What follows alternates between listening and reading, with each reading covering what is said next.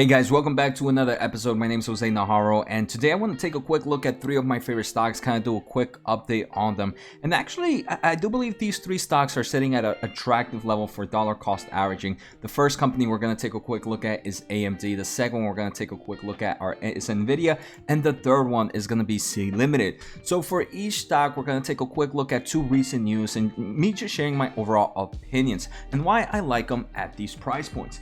But before we go any further, make sure to hit the thumbs up, make sure to hit the subscribe button, and check out the pinned comment where I have 10 free stock ideas for you right now.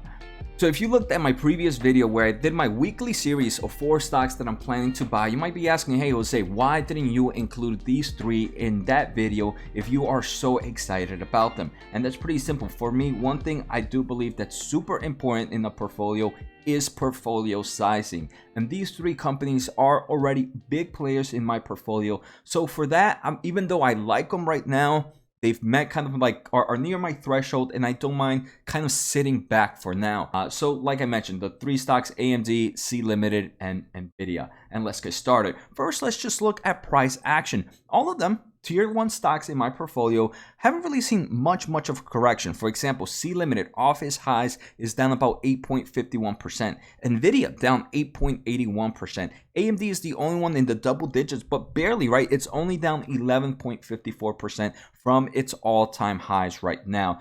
So AMD ended the day about 1.31% on the day. And like we mentioned, from its 52-week high, the stock is down about 11.4%.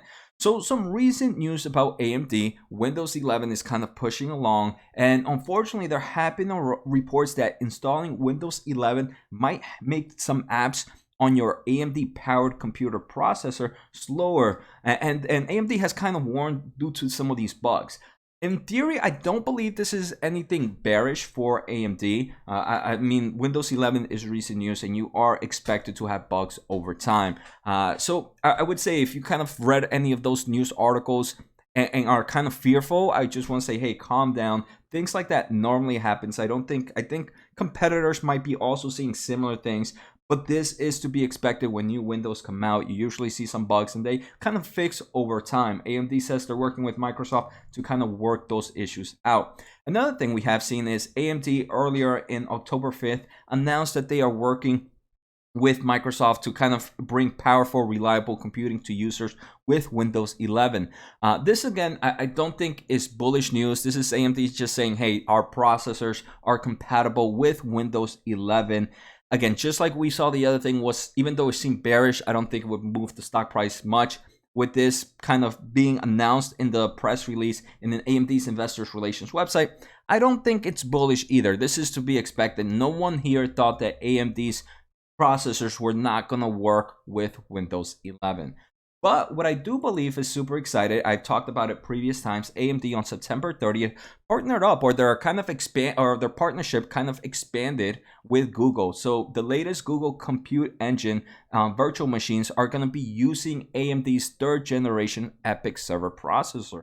So previously they were using the 2nd gen processor to power some of their virtual machines that AMD's Google Cloud Platform has. Now, hey, they're seeing great numbers there. They moved on to kind of expand that collaboration to use AMD's EPYC processor 3, and that's what you like to see. You're seeing their processors are working. The big players like them, so big players are gonna order the next generation. Do you want 10 free stock picks right now? Well, if you do, let's take a quick listen to today's sponsor, a great reason why I'm able to provide so much content to you guys for free. I want to thank The Motley Fool for sponsoring this video. Motley Fool is a company that provides investing insight and stock recommendations for investors of all skill sets and risk levels. You all know how much I love researching new stocks and trying to find the next best investment. So I'm proud to partner with The Motley Fool to bring you 10 free stock picks from their popular product, Stock Advisor. Stock Advisor has beat the market by more than 4x.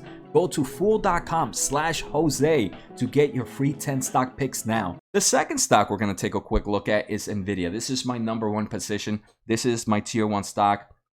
Holds nearly 10% of my portfolio. We can see in Friday it closed about 1.1% down from its 52-week high. We saw this is down about 8% or so, about 8.8%. Some recent news about Nvidia, it has to do with acquisitions. One has to do with its ARM acquisition. The second has to do with a recent acquisition. And let's start off with that one first. So Nvidia recently purchased OSCI Technology, and this is a company that specializes in formal verification methods. So first, let's explain what that is. You know, when you kind of create a processor or these GPUs, these CPUs, whatever type of chip, they have billions and billions of transistors within them. These transistors are pretty much tiny on and off switches connected by billions of microscopic pathways. A single bug within this transistor, within this pathway, can prevent the chip from operating correctly, and this requires a heavy, costly way to fix it. So what OSCI Technology does, it uses a few verification methods to try to find those bugs before they make it to the end of production. And again, this is kind of doing simulation methods, doing formal verification on the design to make sure, hey, these chips are gonna work as intended, and there's no real way you guys are gonna get some bugs, so continue with the manufacturing process. I think this is actually a pretty interesting acquisition because most of the way of verification are through either mathematical approach or simulation approach. And we know Nvidia is kind of focusing in the world of artificial intelligence and machine learning. And I think with that kind of market, Nvidia can make this kind of OSCI Technology even stronger. So I think it was such, I believe it's probably a small acquisition. We haven't seen the actual numbers. It's undisclosed amount. It was a private company. I don't think it's much. I don't think it's going to affect the company much, but Nvidia has done numerous acquisitions in the past. This is one I like a lot as well. Nvidia, now let's talk about another acquisition, and this acquisition is actually pretty big. This is the 54 billion acquisition on ARM. So right now there has been a lot of concerns that, hey, this deal might not go through due to all the antitrust, due to all the regulators kind of not approving it. So if you guys have been watching my channel, you guys know that even though I would love this Nvidia ARM acquisition to happen, I believe it's not gonna happen, right? My percentage of it not happening is higher than it happening. That doesn't mean it's impossible. It just means it's gonna be harder for it to happen. But on October 6th of 2021, a few days ago, Nvidia offered the European Union regulators a concession over this ARM deal. There was no actual description of what these concessions would be, but usually this is, hey, Nvidia saying, hey, maybe you might not approve us right now, but what if we sell off a part of this ARM acquisition? What if somebody buys off this part of the ARM acquisition instead? So like that, it's not a complete monopoly or complete trust of loss of national security.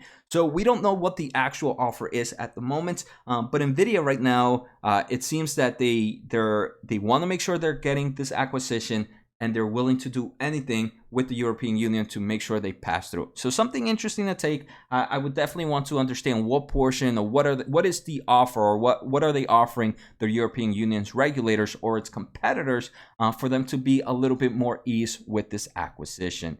The final thing about Nvidia I want to mention is, if you are excited about this company and have some time, November 8th to November 11th, Nvidia is doing their typical GTC, which is their GPU Technology Conference. They share a lot of great information there. It's free to register, and we usually get a lot of information from the CEO Jensen himself talking about it. One of the important topics they're going to talk about there is the drive simulation, so autonomous vehicle. We know Nvidia is big in the autonomous market, so definitely something to keep an eye out if you have time. If not, I'll probably be doing a nice kind of overview of it. Now the final company I want to take a quick look at is Sea Limited, another big player in my portfolio. Again, these are all tier 1 stocks in my account right now. So Sea Limited right now is sitting at $323. We can see from its 52-week high, it was down about 8%, 8.51, right? So Sea Limited is the triple head dragon with fintech, with e-commerce, and with gaming. And for me, I actually like it in that reverse order. I like Sea Limited for their gaming, for their e-commerce, and then their fintech service. So some big news is Sea Limited announced, so online reports have said that Sea Limited, based on social platforms from Shopee, which is their e-commerce platform, is expected to launch in Spain. So that's pretty big news, right? I mean, Shopee is already expanding, launched in Poland in September, and has ramped up releasing in Latin America as well, and it's planning to launch in India within the year, right, or within the next few months. So we can see Shopee's continue this global domination aspect. Some other things about SE Limited is some recent analysts on September 29th of 2021 gave it a price target of $388 for the next 12 months. Right now, that was an increase compared to their previous price of $335. Remember, SE Limited is sitting at $323. So I will be keeping a track of Spain in the next few weeks, seeing hey how our download is how is Shopee downloads coming in the country. So now let's take a quick look at technicals, right? AMD right now I like it, not overextended. This is a nice time for me to dollar cost average. Like I mentioned, all these are very big in my portfolio, so I'm not planning on adding. But that could change over time. Right now, as my portfolio grows, I'm focusing on some other companies first. Eventually, AMD, NVIDIA, and SE are going to decrease in position weights. Maybe give me better buying opportunities. That's when I really want to go into. But right now, due to position sizing, I'm gonna hold off, but I wanted to share just in case if anybody had needed any type of ideas. Nvidia, we can see kind of pulled back a nice amount as well, a bit overextended from its medium term, but right now sitting at those dollar cost average price point that I like. Shopee, same thing. SE Limited, it's kind of pulled down, not too overextended from short term, a bit overextended from medium term. These are dollar cost averagings for these tier ones in my opinion. Let me know what you guys think. Take care, have a good night, and see you next time.